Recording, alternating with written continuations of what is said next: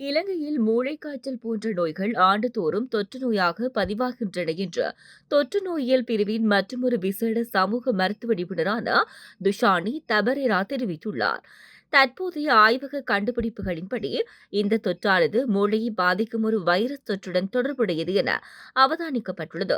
அத்துடன் பூஞ்சை மற்றும் பாக்டீரியாக்களினாலும் இந்நோய் ஏற்படலாம் என்றும் அவர் விளக்கம் அளித்தார். இந்த ஆண்டின் முதலாவது நோயாளி கடந்த ஏப்ரல் மாதம் கொடப்புல தெனியாய் பகுதியில் கண்டறியப்பட்டார். கடந்த ஒரு மாத காலத்தில் நுவரெலியா மாவட்டத்தின் ரிகில்கஸ்கட, கண்டி மாவட்டத்தின் தெல்தெனிய மற்றும் பதுளை மாவட்டத்தின் வெளிமடை, வியத்தலாவை ஆகிய பகுதிகளிலிருந்தும் நோயாளர்கள் பதிவாகியுள்ளனர். காய்ச்சல், வாந்தி, தலைவலி மற்றும் கழுத்து விறைப்பு ஆகியவை இந்நோயின் அறிகுறிகளாகும். எனினும் இதுவரை மரணங்கள் எதுவும் பதிவாகவில்லை.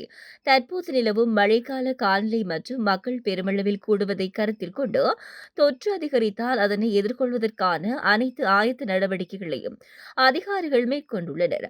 பாடசாலைகள், பொதுக்கூட்டங்கள் மற்றும் பொது போக்குவரத்து போன்ற மக்கள் நெரிசல் மிக்க இடங்களில் மூளைக்காய்ச்சல் எளிதாக பரவக்கூடும் என்று எச்சரித்த அவர், எனவே உடல்நிலை சரியில்லாதவர்கள் பொதுக்கூட்டங்களுக்கு செல்வதை தவிர்க்க வேண்டும்.